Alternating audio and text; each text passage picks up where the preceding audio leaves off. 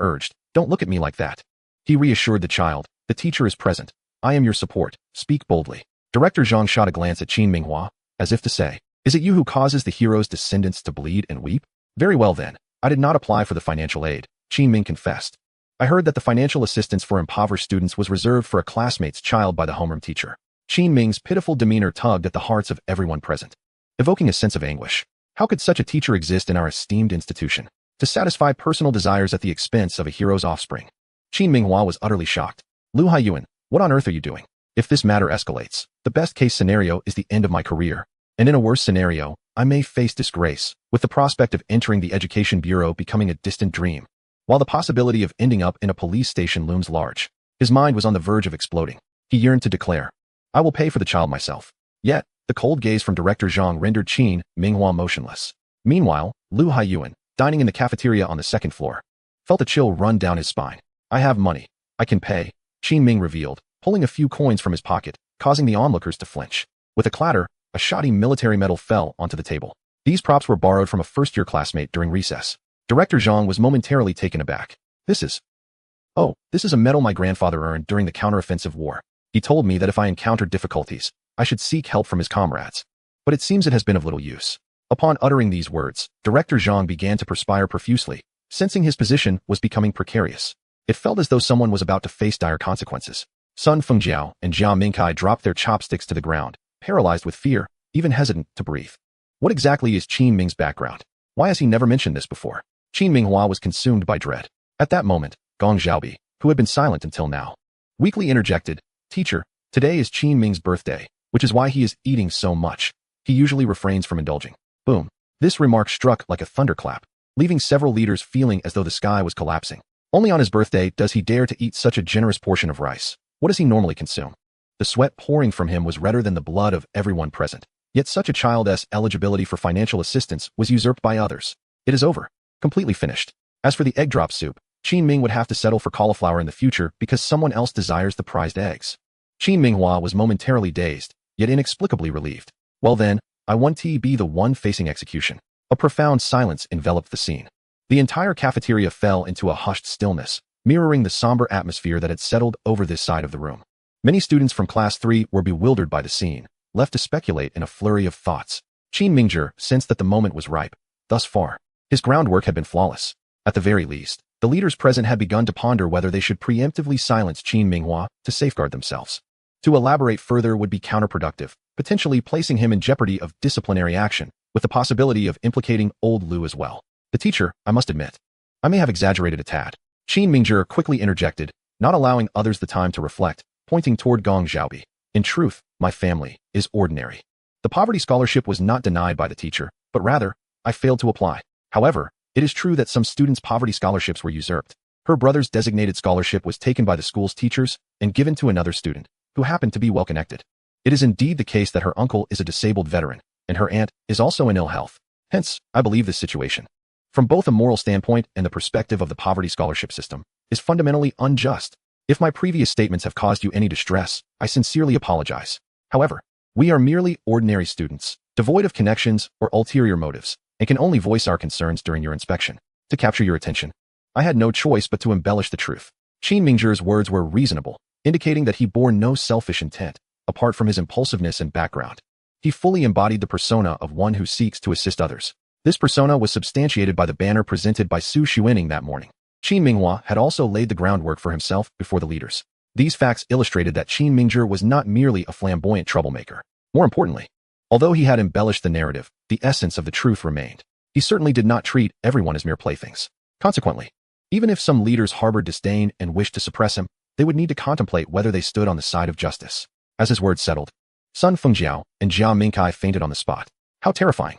For the sake of a poverty scholarship, you dare to jest so audaciously before the principal? If this were ancient times, you would have been executed along with your entire clan. Do you understand? What an outrageous birth! Gong Xiaobi was utterly moved, yearning to give Qin Mingzhi a grand embrace. She recognized that he had laid ample groundwork for her and could not allow him to face the charge alone. Teacher, my brother is a second-year student in Class 6 at the 28th Middle School. What Qin Mingzhi has said is fundamentally accurate. We merely seek justice.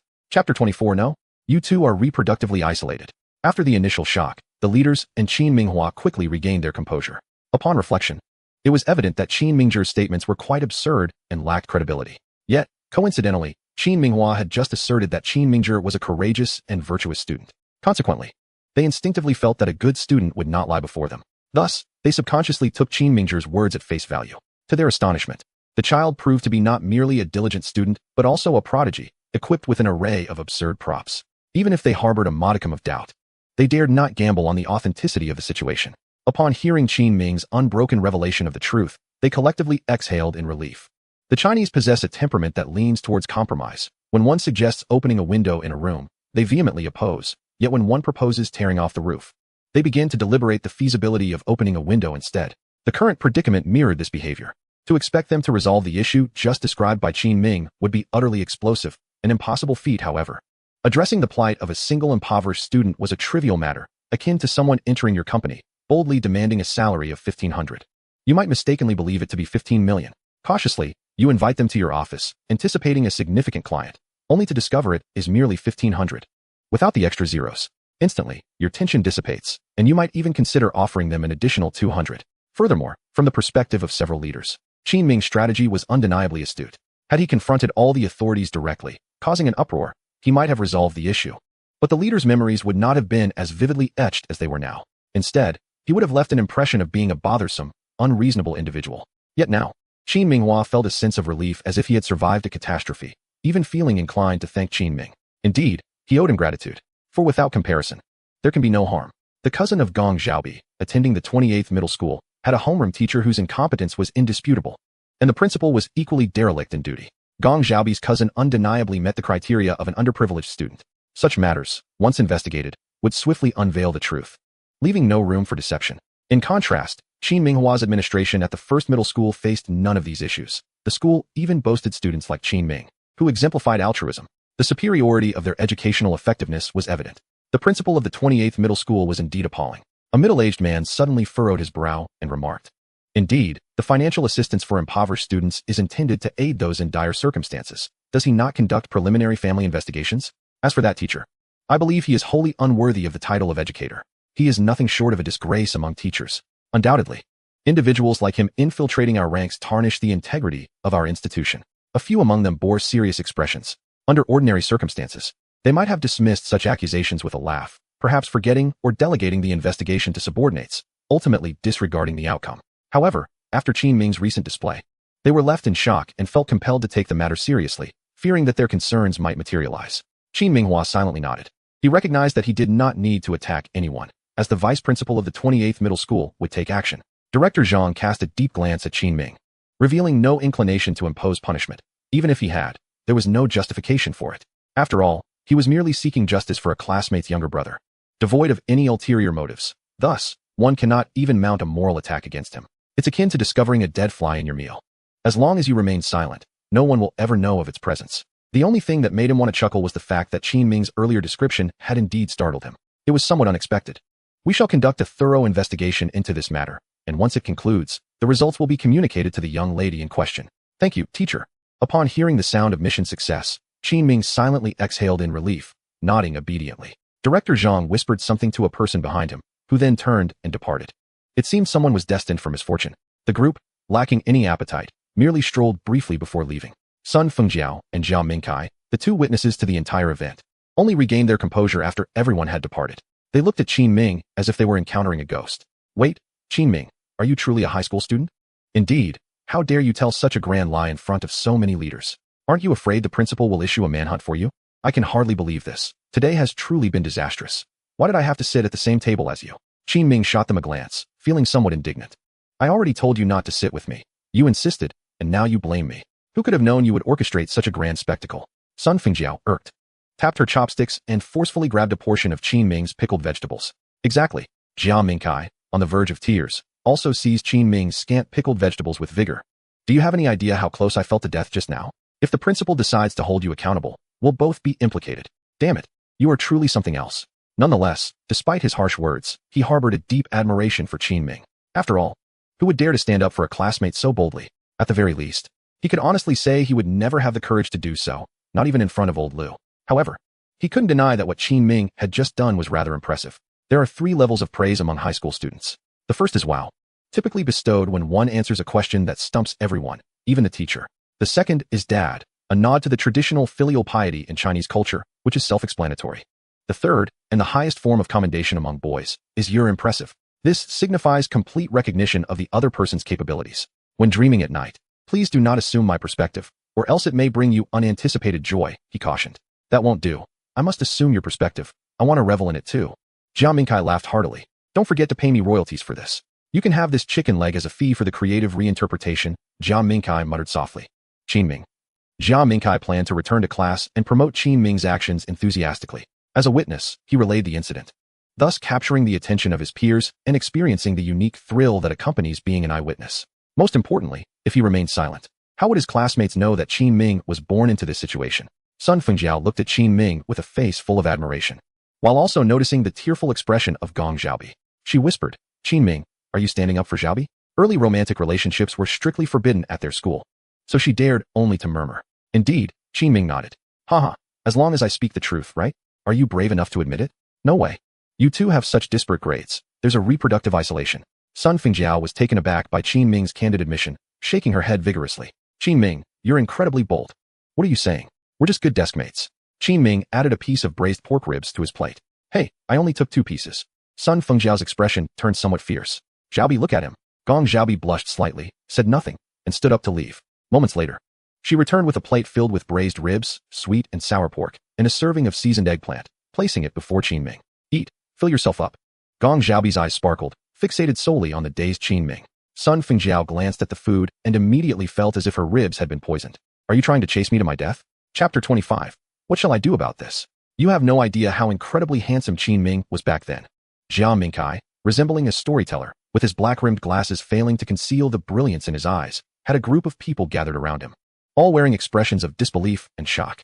To be frank, their first reaction upon hearing Jia Mingkai's description was that he must have gone mad. However, upon making some inquiries, they astonishingly discovered that it was indeed plausible. Suddenly, they felt that Qin Ming was astonishingly handsome at that moment. In an age where one must ask their mother for permission to open a bottle of milk, who would dare to perform in front of so many leaders?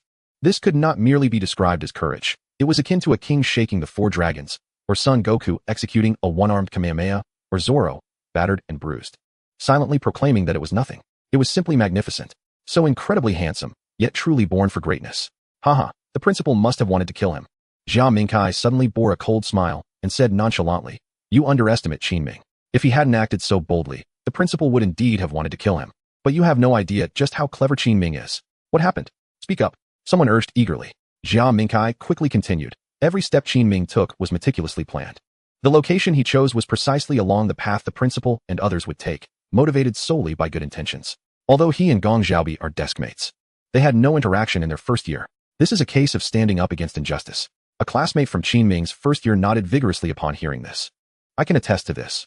Although Gong Xiaobi is a commendable student in our class, he is exceedingly reclusive. He possesses not a single male friend, nor does he have any female friends. I must say, is Qin Ming truly such a benevolent person? Assisting someone nearly unknown to him, apart from being described as altruistic. One struggles to find other adjectives. Well, it cannot be said that he is entirely commendable. Perhaps he has inherited some of my qualities. Jia Mingkai continued, moreover, he has prepared props. Would you not agree that is quite impressive? Furthermore, he laid the groundwork so well that one could almost envision the principal kneeling before him. Ha ha ha, truly remarkable. Hey, do you think Qin Ming would be suitable for the position of class monitor today? Indeed. I also believe that having such a responsible and earnest student as our monitor would surely benefit us. The murmurs of several classmates were overheard by Zhou Qi and Qi Ying, whose expressions immediately soured. What right does a mere delivery person have to become class monitor?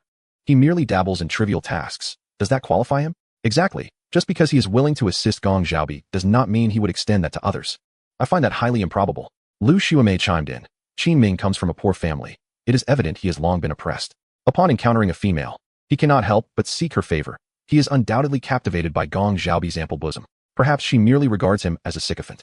To be so servile, I must say, is quite enlightening. Zhou Qi refrained from directly commenting on Qin Ming's actions, as that would somewhat diminish his stature. Even if Qin Ming aspired to be class monitor, he would undoubtedly fail to attain that position. Qi Ying, who had been listening attentively without participating in the discourse, did not wish to present herself as one who revels in gossip, as it might adversely affect her candidacy for class monitor that evening. However, upon hearing Zhou Qi's remarks, she felt a tinge of curiosity. Zhou Qi, why do you say that? I find Qin Ming rather courageous. Lu Xiaomei rolled her eyes inwardly. Here we go again, with the pretentiousness. If Qin Ming runs for class monitor, I shall certainly cast my vote for him. Courageous he may be, but do you not think he lacks common sense? Zhou Qi chuckled, speaking candidly. Is a minor like him truly capable of intervening in matters concerning the impoverished student subsidy? I believe the principal must have felt quite embarrassed at that moment, and several leaders would have found it challenging to refuse him, thus agreeing to resolve the issue. However, whether they will follow through is an entirely different matter. Do you think he left a favorable impression on the principal? This is akin to a child complaining to guests about their parents denying them sweets when visitors are present. Once the guests depart, how will the parents react? What will the principal think of old Lu? He will surely believe that he manages the class poorly, with students exhibiting no discipline. And it would be strange not to reprimand old Lu. Do you think old Lu would still permit Qin Ming to become class monitor? If he is not subjected to scrutiny, it would only signify old Lu's inherent kindness. This discourse elicited a glimmer of delight from Qi Ying. Indeed, Qin Ming's actions were rather reckless, showcasing a distinct lack of foresight. Lu Xiaomei and her companions could not help but nod in agreement, finding the reasoning compelling. It seemed that Qi Ying's position as class monitor was secure. After ordering an excessive amount of food, the two returned to the classroom quite late. Upon their arrival, a chorus of oohs echoed through the classroom. Gong Xiaobi felt somewhat embarrassed and quickly returned to her seat. In contrast, Qin Ming maintained his composure upon sitting down. He began to memorize vocabulary, just 700 words short of passing his English exam. Before long, old Lu rushed into the classroom. His voice tinged with an almost palpable frustration. Qin Ming, come here. The anticipation was palpable. Zhou Qi and his circle of friends exchanged glances, their faces breaking into smiles. What is going on? Old Lu lowered his voice in the hallway. I step away for just a moment, and you pull off something so grand? Are you trying to ruin me? Teacher, didn't you ask Gong Xiaobi to sit next to me to help with my studies and suggest that I look after her in daily life? Qin Ming retorted sharply. Old Lu was left speechless. All right. So I'm entangled in a death grip, am I? But I didn't ask you to do everything for her, did I? Then do you think I was in the wrong? Qin Ming pressed. What do you mean? Are you carrying a phone? Old Lu's suspicions were aroused.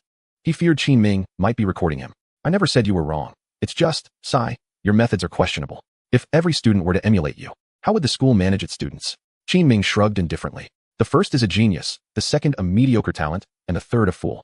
Do you think I'm praising you? Then you believe I was wrong? You really are insufferable, Qin Ming. Are you truly carrying a phone?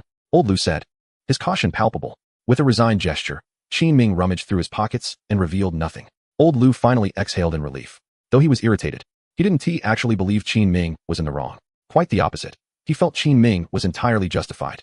The poverty assistance was meant for students from genuinely struggling families, serving as their last vestige of dignity. Yet, some foolish teachers, driven by self-interest, exploited public funds for personal gain, an abhorrence that old Lu deeply despised. For many years as a homeroom teacher, he had ensured that the annual poverty assistance went to students truly in need. However, Qin Ming's approach was perilous. If taken too far, it could yield results that were decidedly counterproductive, affecting even old Lu himself. Such dangerous ideologies could not be allowed to flourish. After a lengthy discussion, Qin Ming was finally allowed back into the classroom. The system task updated once more, ding. After adding the contact information of 10 classmates, you have gained a certain level of recognition among them. However, this is far from sufficient. To re-enter the business world in the future, you must strengthen your relationships with them. Becoming class president and serving your peers is the most suitable approach. Task: serve your classmates. Become class president in the upcoming election. Reward: 10,000 RMB. Upon seeing the task, Qin Ming couldn't help but be taken aback. Serve my classmates? Becoming class president means I would be a regent. Serving them? Yet, the prospect of a reward as high as 10,000 yuan made his eyes widen with excitement. How could it be so substantial? Previously, the highest reward was merely 1,000, and now it had multiplied tenfold. After a moment of contemplation, Qin Ming began to grasp the reason behind it. Chapter 26. The principal's task. Though Qin Ming, an MBA student, had never attended a prestigious business school, he could surmise that among the true magnates of industry, there were also ordinary individuals seeking to elevate their status through association. It was inevitable that a number of astute manipulators would be present as well. As a bankrupt billionaire, Qin Ming's ambition to compete with this cohort appeared nearly insurmountable. Thus, the reward for the task was remarkably high. While this sum might seem trivial to his future self a decade hence, for 17-year-old Qin Ming, it represented a significant fortune. I shall undoubtedly secure the position of class monitor. The burden of the 52 students in class 3 of the freshman year will rest upon my shoulders. Old Lu had not come to check on us all afternoon. It was rumored that the school had convened an urgent meeting titled Constructing Academic Integrity and Enhancing Student Quality. Day students were required to attend only 2 evening study sessions, dismissing at 8:30, while boarding students were obligated to attend 3, remaining until 9:20. During the second evening study session, the school was ablaze with light, and the sound of pen tips gliding across paper pierced the silence. Qin Ming was merely 200 words away from completing his task. This tangible positive feedback drove him to an almost frenzied state of study. Lu Haiyuan entered the classroom with an austere expression. Many students raised their heads, only to be met with his stern gaze, quickly bowing down like quails. It was over. He had forgotten the zero-tolerance policy for distractions at the start of the semester. Such was the nature of our school. Though our academic performance was often criticized, our level of silence surpassed that of the faculty. Lu Haiyuan stood at the podium, hands on his hips, casting a long glance at Qin Ming. Today's meeting had certainly garnered him some notoriety. Now, every homeroom teacher in the school was aware that a student from an ordinary class had reported misconduct during an official inspection. How utterly outrageous. Although Qin Ming's father, Qin Minghua, did not reprimand Lu Haiyuan, he sternly warned that such a student must never be allowed to exist within the school again. Lu Haiyuan was drenched in sweat in the meeting room. Upon entering the classroom and seeing Qin Ming, he was filled with ire. Studying was he? How pretentious. Ahem. Let us begin the meeting. Lu Haiyuan rapped on the podium. I believe everyone has heard that a certain student reported to the authorities during an official inspection today. This behavior is utterly reprehensible. The school has always encouraged students to first communicate issues with their teachers. If the teacher cannot resolve the matter, then they may escalate it to the administration. But to go directly to the leadership to report? What does that signify? On a smaller scale, it reflects a naivete on your part. On a grander scale, it shows a complete disregard for school rules and discipline. Such behavior is absolutely forbidden. Though Lu Haiyuan's tone was infused with anger, he felt powerless. After all, it was merely the principal's task. He personally believed Qin Ming acted correctly, as the school could not possibly accommodate the needs of impoverished students from other institutions. However, he could not advocate for this. He was obligated to address the class in accordance with the principal's directives. As soon as he finished speaking, an uproar erupted throughout the classroom. Almost all eyes turned toward Qin Ming. The rumors, it seemed, were indeed true. Impressive. Qin Ming, you have truly become renowned. Jia Mingkai prodded Qin Ming's back with his pen, leaning down to murmur, I believe your name will spread throughout the school by tomorrow, and you will undoubtedly become a legendary figure etched in its history, with a portion of that glory belonging to me. Don't forget to treat me to a meal. Damn it. So you're feeling proud now, are you? And what do you mean by renowned? Sun Fengjiao chimed in. Qin Ming immediately raised his hand. Teacher, Jia Mingkai is whispering to me, disrupting my studies. Lu Haiyuan paused. Is there really any room for improvement in your studies? Qin Ming, you rascal. Jia Mingkai, stand up. Qin Ming, you stand up too. Qin Ming, I am the victim here. Jia Mingkai instantly protested. Teacher, Sun Fengjiao did it too. Sun Fengjiao stood up as well. Teacher, I said nothing. I heard it all. Do you dare deny it? All right. Impressive, old Lu. I didn't hear it. But you did, right?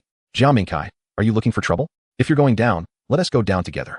Jia Mingkai chuckled, relishing the fact that Qin Ming was also called up. Sun Fengjiao stomped on Jia Mingkai's foot with force. Glancing at Gong Xiaobi, Sun Fengjiao contemplated a sisterly camaraderie. However, upon reflection, if she were to act on it, it would most likely provoke a fierce reprimand from old Lu. A good student like her wouldn't engage in such mischief. Thus, she abandoned the thought. Qin Ming, you're truly insufferable. When a single individual is called out by the teacher, it is awkward. When two stand together, it becomes a spectacle of schadenfreude. Yet, when three rise simultaneously, it can only be deemed an honor. Qin Ming, standing tall alongside the others, resembled a general poised for commendation. The circle of friends surrounding Qi Ying erupted in laughter akin to that of villains. Silence. With Qi Ying's command, the class fell quiet once more. Lu Haiyuan cast a glance at Qi Ying. Though somewhat self-serving, she was quite responsible. If she were to become class leader, it would alleviate his burdens for the next 2 years.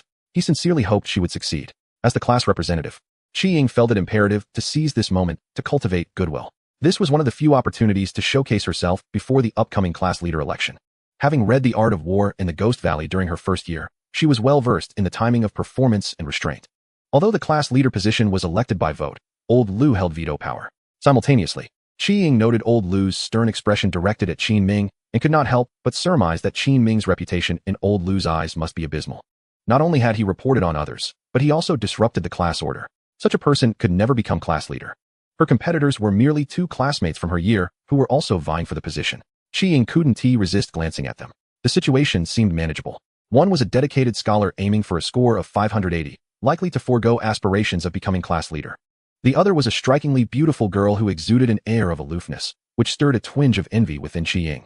Truth be told, Qi Ying possesses a remarkable confidence in her appearance, epitomizing the quintessential high school beauty. Otherwise, one could not fathom the existence of an ardent admirer like Zhou Qi. However, that aloof girl is no less striking in her looks, her demeanor akin to a pristine flower blooming atop a lofty peak. Had it not been for the lack of a supportive circle to rally votes for her, Qi Ying might have found herself in a precarious position. With a bit of effort, She believed securing the position of class monitor would pose no challenge. Encouraging herself inwardly, Qi Ying pondered the role of class monitor, which some perceive as a thankless position fraught with excessive duties and the potential for behind-the-back disparagement by peers. Yet, she held an opposing view. The class monitor serves as an excellent platform for external social engagement, allowing insights into the familial backgrounds of all classmates, which in turn aids her in identifying potential suitors who might develop into devoted admirers. As the adage goes, a quality admirer enhances her own worth. Moreover, she relishes the sensation of being enveloped by the gaze of others. Chapter 27. Full Throttle. With no further issues at hand, the election for class leaders commenced. I hope responsible classmates will step forward to embrace this duty, as it will benefit your future endeavors, Mr. Liu stated, initiating the election process. The first candidate was a tall boy named Zhang Tao, who appeared quite robust. He approached the podium, stumbling through his campaign speech, clearly unpracticed. Upon finishing, he garnered only a smattering of applause. Qi Ying smiled, internally shaking her head. His incoherence left little hope for success. She resolved to make a grand entrance, ensuring the most favorable impact. After offering Zhang Tao a few words of consolation, Mr. Liu instructed him to step aside for the voting process. A scant 15 hands were raised in support. Among them was Qin Ming. His standing made his gesture particularly conspicuous, and Zhang Tao noticed him immediately. Qin Ming had been carefully observing the unfolding scenario. He knew Zhang Tao had no chance of winning, and his presence would neither add nor detract from the outcome. By raising his hand, he could potentially cultivate a favorable impression. Perhaps, during his own election, he could secure an additional vote. Next, the class's ethereal beauty took to the stage for her introduction. Named Dai Yuchan, she sported a youthful high ponytail, yet bore a rather impassive expression. She recounted her experience as class monitor in her first year and pledged to serve class 3 diligently. Her articulation was fluid, and her enunciation precise. Coupled with her striking appearance, her words elicited a wave of applause. Zhang Tao found himself in an even more awkward position. Her prowess was undeniable. When it came time for the vote, nearly 30 hands were raised in her favor, surpassing the majority with remarkable ease. Mr. Liu could not help but nod approvingly. Dai Yuchan was indeed a commendable candidate, though she seemed somewhat lacking in enthusiasm, standing in equal regard to Qi Ying. This time, Qin Ming refrained from raising his hand, making his abstention all the more noticeable. Dai Yuchan cast a cool glance in his direction. What are you doing? You already have over 30 votes. Adding mine could tip the scales in your favor. Are you really underestimating me? Upon seeing the number of votes, Qi Ying felt a slight pressure, but overall, she remained optimistic. She believed she could secure at least 35 votes, significantly increasing her chances of victory. Are there any other classmates who wish to compete? Teacher, I would like to give it a try. Very well. Qi Ying, please come up. With a sweet smile, Qi Ying gracefully ascended the podium. Having established her presence in class previously, her peers, led by Zhou Qi and their close-knit group, couldn't help but cheer, creating a lively atmosphere. Qi Ying's campaign speech was simple, yet cleverly crafted. While she mentioned her experience as class leader in her first year, she refrained from overemphasizing it to avoid appearing arrogant. In student interactions, superiority is the last thing one should convey. To demonstrate her commitment, she even mentioned a few unfamiliar classmates' names, showcasing her familiarity with the class. She concluded by assuring Liu Haiyuan of her dedication to managing the class. Her sweet appearance and gentle voice naturally evoked a protective instinct in others. Thus, when she finished speaking, thunderous applause erupted throughout the classroom. Ultimately, the number of votes reached 38, a decisive advantage. Victory was assured. Qi Ying smiled, internally elated. She hadn't anticipated receiving so many more votes than Dai Yuchan. When I return to class tomorrow, I shall adopt a new hairstyle and wear a fresh outfit. Although I must maintain the persona of a first-year student, a subtle transformation is essential. I've heard there are quite a few affluent classmates in this class. Liu Haiyuan, seeing the turnout, couldn't help but reflect on the overwhelming support. It's as expected. However, Qi Ying was indeed the class leader he had pre-selected, capable, attractive, and responsible. With only a slight hint of ambition, she was the ideal candidate. At this moment, Qin Ming still had not raised his hand, wearing a faint smirk, clearly uninterested in pretending. The rumors about his delivery job originated from Qi Ying's group of fools. Despite Qin Ming's indifference to others' opinions, he couldn't fathom why he should show her any kindness. Forget it. Standing at a height of 185 meters, his demeanor was strikingly noticeable on the podium. Qi Ying felt a surge of displeasure. What are you pretending for? Do you think you could win if you participated? Simultaneously, she recalled Qin Ming's disregard for her on Saturday. Having just been elected class leader, she needed to assert her authority now. This would facilitate future class management and leave a positive impression on old Liu. Qin Ming, you have brought this upon yourself.